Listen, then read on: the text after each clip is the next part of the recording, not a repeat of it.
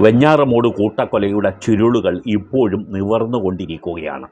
പുതിയ പുതിയ വാർത്തകളാണ് ദിനംപ്രതി പുറത്ത് വന്നുകൊണ്ടിരിക്കുന്നത്. യഥാർത്ഥത്തിൽ ഇനി ശരിയായ ഒരു മൊഴി കിട്ടാനുള്ളത് ഈ കൊലപാതകിയുടെ ഉമ്മയായ ഷെമിയിൽ നിന്നാണ്. അവർക്കിപ്പോൾ പൂർണ്ണ ആരോഗ്യം വന്നെത്തിയിട്ടില്ലാത്തത് കൊണ്ട് തന്നെ ചില കാര്യങ്ങൾ അവ്യക്തമായി അവർ പറഞ്ഞു വെക്കുന്നുണ്ട്.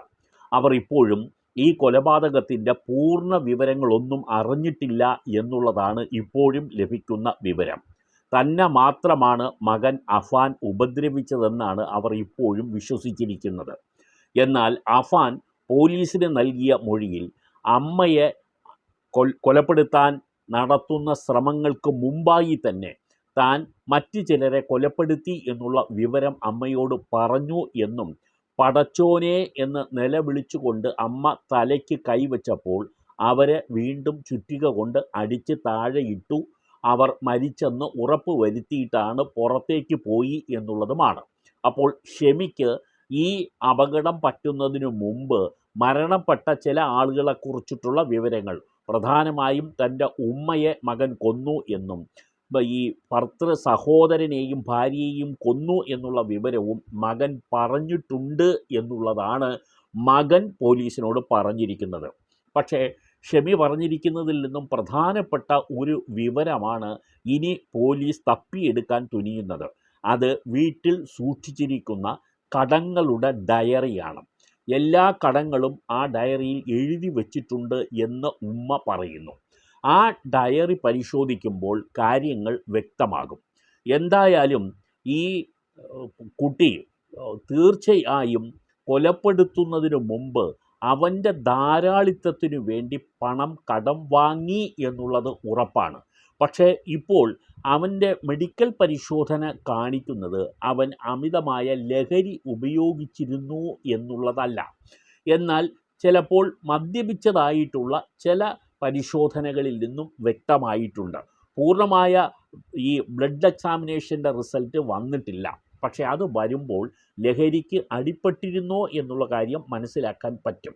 പക്ഷേ ഇതിനകത്ത് ഇപ്പോൾ വ്യക്തമാകുന്ന ചിത്രങ്ങളിൽ പ്രധാനപ്പെട്ടത് ഈ കൊലപാതകങ്ങളെല്ലാം മറ്റുള്ളവരെ മേൽ നടത്തിയത് അവരോടുള്ള വിരോധം കൊണ്ടും, കാമുകിയോടും അനുജനയോടും ഉമ്മയോടും ചെയ്തത് അവരോടുള്ള സ്നേഹം കൊണ്ടുമാണെന്നും പറയുമ്പോൾ ഈ കുട്ടിക്കൊരു മാനസികമായ വൈകല്യം ഉണ്ടായിരുന്നു എന്ന് പറയാതെ വയ്യ. ഈ രണ്ടുപേരെ കൂടി കൊല്ലണം എന്ന് അവൻ ഉദ്ദേശിച്ചിരുന്നതായും, അനിയനെ കൊലപ്പെടുത്തിയപ്പോൾ ഇക്കാ എന്ന് അവൻ ദയനീയമായി വിളിച്ചത് കേട്ട് തളർന്നു പോയെന്നും ഈ ക്രിമിനൽ അഫാൻ പറയുന്നുണ്ട്. കല്യാണ ആയതുകൊണ്ടാണ് ആ ഒരു വീട്ടിലെ ഉമ്മയെയും മകളെയും കൊലപ്പെടുത്താൻ മടിച്ചതെന്നും ഈ അഫാൻ പോലീസിനോട് പറഞ്ഞിട്ടുണ്ട്. അവിടെ മുമ്പ് 5 ലക്ഷം രൂപ ചോദിച്ചിരുന്നു എന്നും അത് കിട്ടാത്തത് കൊണ്ടാണ് അവരോടുള്ള വൈരാഗ്യം ഉണ്ടായതെന്നുമാണ് അഫാൻ പറയുന്നത്. അതുപോലെ അവർ മുമ്പ് വാങ്ങിയ പണത്തിന് അമിതമായ പലിശ വാങ്ങി എന്നും അഫാൻ ആരോപിക്കുന്നുണ്ട്. എന്തായാലും ആ 2 പേർ രക്ഷപ്പെട്ടു എന്നുള്ള കാര്യത്തിൽ നമുക്ക് ആശ്വസിക്കാം. അഫാൻ ആഡംബര ജീവിതം നയിച്ചിരുന്നു എന്ന കാര്യത്തിൽ ആർക്കും ഇപ്പോൾ സംശയമില്ല. കാരണം ഫോണും ബൈക്കുമൊക്കെ ചെറിയ തുകയ്ക്കൊന്നും അല്ല അയാൾ വാങ്ങിയിരിക്കുന്നത്. ആദ്യം 1.5 ലക്ഷം രൂപയുടെ മൊബൈൽ ഫോണും പിന്നീട് നിവർത്തികേട് കൊണ്ട് അത് വിറ്റ് പിന്നെ 1 ലക്ഷം രൂപയുടെ മൊബൈൽ ഫോണുമാണ് അയാൾ കയ്യിൽ സൂക്ഷിച്ചത്. ബൈക്ക് 2 പ്രാവശ്യം മാറ്റി എടുത്തതായും പറയപ്പെടുന്നുണ്ട്. പക്ഷേ ഇതിനകത്തൊക്കെ നമ്മൾ കാണേണ്ട ഒരു പ്രധാനപ്പെട്ട കാര്യം കൊലപാതകം നടത്തിയതിന് ശേഷം ഉള്ള അഫാൻ്റെ പെരുമാറ്റമാണ്. കൊലപാതകം നടത്തി കഴിഞ്ഞതിന് ശേഷം ആ വീട്ടിലിരുന്ന് സിഗരറ്റ് വലിച്ചു എന്നയാൾ പോലീസിനോട് പറയുന്നുണ്ട്. അതായത് അദ്ദേഹത്തിൻ്റെ ഉപ്പയുടെ സഹോദരനെയും ഭാര്യയെയും കൊന്നതിന് ശേഷം അവരുടെ ഡെഡ് ബോഡിക്ക് മുമ്പിൽ ഇരുന്നാണ് അഫാൻ സിഗരറ്റ് വലിച്ചത്. ആ 2 സിഗരറ്റുകൾ വലിച്ചതിന് ശേഷമാണ് അയാൾ അവിടെ നിന്നും ഇറങ്ങിപ്പോയത്. അപ്പോൾ ഈ ഡെഡ് ബോഡിയുടെ മുമ്പിൽ ഇരുന്ന് സിഗരറ്റ് വലിക്കാനുള്ള ധൈര്യം ഈ ചെറുപ്പക്കാരന് കിട്ടിയിട്ടുണ്ടെങ്കിൽ അത് ഒരു വലിയ ക്രിമിനൽ മൈൻഡുള്ള ഒരാളിന് മാത്രമേ കഴിയുകയുള്ളൂ. അത്രത്തോളം ധൈര്യം ഇദ്ദേഹത്തിന് ലഭിക്കത്തക്ക വിധത്തിൽ ഒരു മദ്യം ഉള്ളിൽ പ്രവർത്തിച്ചിരുന്നോ അതോ ലഹരി പദാർത്ഥം ഉപയോഗിച്ചിരുന്നോ എന്നുള്ളതൊക്കെ ഇനിയും പുറത്ത് വരേണ്ട കാര്യങ്ങൾ തന്നെയാണ്. ഓരോ കൊലപാതകങ്ങൾക്ക് ശേഷവും ഇയാൾ പോയി മദ്യപിച്ചു എന്നും പറയുന്നു. അതായത് ധൈര്യത്തിന് വേണ്ടി ചിലർ ഇത് ചെയ്യാറുണ്ട്. മദ്യപിച്ചുകൊണ്ട് തന്നെ ചില ക്രൂര പ്രവർത്തികൾ നടത്താൻ തുനിയുന്ന ആളുകളുടെ ചരിത്രം നമുക്ക് മുന്നിൽ തന്നെ ഉണ്ട്. അങ്ങനെ വരുമ്പോൾ തീർച്ചയായും അഫാൻ മദ്യപിച്ചിരുന്നു എന്ന് തന്നെയാണ് നമുക്ക് ഉറപ്പിക്കേണ്ടത്. മറ്റൊരു ഒരു വിചിത്രമായ കാര്യം, ഓരോരുത്തരെ കൊല്ലുന്നതിനു മുമ്പും മറ്റുള്ളവരെ കൊന്ന കാര്യം അവരോട് പറഞ്ഞിട്ടാണ് കൊല്ലുന്നത്. ഈ കാമുകിയോടും അയാൾ താൻ മറ്റുള്ളവരെ കൊലപ്പെടുത്തി എന്ന് പറയുകയും അവൾ അയ്യോ എന്ന് പറഞ്ഞ് ഇനി നമ്മൾ എങ്ങനെ ജീവിക്കുമെന്ന് പറഞ്ഞ് തലയ്ക്ക് കൈവച്ചപ്പോൾ ചുറ്റിക കൊണ്ട് ആ പെൺകുട്ടിയെയും അടിച്ചു കൊലപ്പെടുത്തുകയാണ് ചെയ്തത്. അതുപോലെ അഫ്സാൻ എന്ന് പറയുന്ന ഇളയ സഹോദരനെ കൊലപ്പെടുത്തുന്നതിനു മുമ്പും ഈ അഫാൻ അവനോട് ഉമ്മ ഉൾപ്പെടെ ഉള്ളവരെ കൊലപ്പെടുത്തി എന്നുള്ള കാര്യം പറയുകയും അതിൻ്റെ ഞടുക്കം ഉണ്ടാകുന്നതിന് മുമ്പ് തന്നെ ആ പയ്യനെയും ഇയാൾ ചുറ്റിക കൊണ്ട് അടിച്ച് വീഴ്ത്തുകയാണ് ചെയ്തത്. കൊലപാതകം നടത്തിയ വിവരങ്ങൾ പറഞ്ഞതിന് ശേഷം ഒരാളെ കൊലപ്പെടുത്തുക എന്നുള്ള വിചിത്രമായ കാര്യം കൂടി ഇയാൾ ചെയ്തിരിക്കുന്നു. ഓരോരുത്തരെയും കൊലപ്പെടുത്തിയതിനു ശേഷം അയാൾ മദ്യപിക്കുന്നു. ചിലരെ കൊലപ്പെടുത്തിയതിനു ശേഷം സിഗരറ്റ് വലിക്കുന്നു.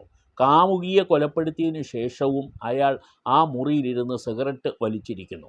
ആ മുറിയിൽ അപ്പോൾ ഏകദേശം 2 ഡെഡ് ബോഡി ഉണ്ട് എന്ന് മനസ്സിലാക്കുക. മൂന്നാമത് ഉമ്മയും മരിച്ചു എന്ന് തന്നെ കരുതിയാണ് അയാൾ അവിടെ ഇരുന്ന് സിഗരറ്റ് വലിക്കുന്നത്. അപ്പോൾ ഇത്രയും വിചിത്രമായ മാനസിക വ്യാപാരങ്ങൾ ഒരു ചെറുപ്പക്കാരന് നടത്താൻ കഴിയണം എങ്കിൽ അയാൾക്ക് തീർച്ചയായും മാനസികമായ വിഭ്രാന്തി അയാൾക്കുണ്ട്, വൈകല്യം അയാൾക്കുണ്ട്. അത് അയാളുടെ നിയന്ത്രണങ്ങൾക്കപ്പുറത്തേക്ക് വളർന്നിരിക്കാനാണ് സാധ്യത. സാമ്പത്തികമായ പരാധീനതകൾ എല്ലാം വർദ്ധിച്ചു വരികയും എല്ലാ ബുദ്ധിമുട്ടുകളും തൻ്റെ ചുമലിലേക്ക് വരുമെന്ന് ഭയപ്പെടുകയും തൻ്റെ ഭാവിയെക്കുറിച്ച് ഉത്കണ്ഠാകുലനാവുകയും ചെയ്ത ഒരു വ്യക്തി കാണിച്ച മൃഗീയമായ നടപടികളാണ് അയാളുടെ ഭാഗത്തു നിന്നും ഉണ്ടായിട്ടുള്ളത്. ഇതുവരെയുള്ള റിപ്പോർട്ടുകൾ അനുസരിച്ച് അയാൾക്ക് മാനസികപരമായ പ്രശ്നങ്ങളൊന്നും ഇല്ല എന്നുള്ളതാണ് സൈക്കാട്രിസ്റ്റുകളുടെ റിപ്പോർട്ടുകളിൽ നിന്നും പുറത്തു വരുന്നത്.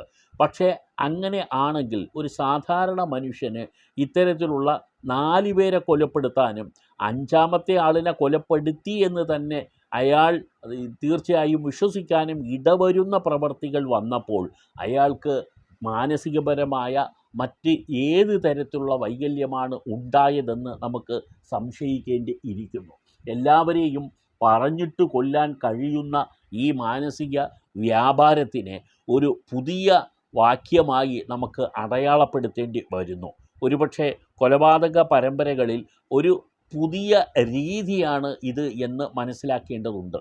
വൈരാഗ്യമുണ്ടെങ്കിൽ വൈരാഗ്യമുള്ളവരോട് ആ വൈരാഗ്യത്തെക്കുറിച്ച് പറഞ്ഞിട്ട് കൊലപ്പെടുത്താം.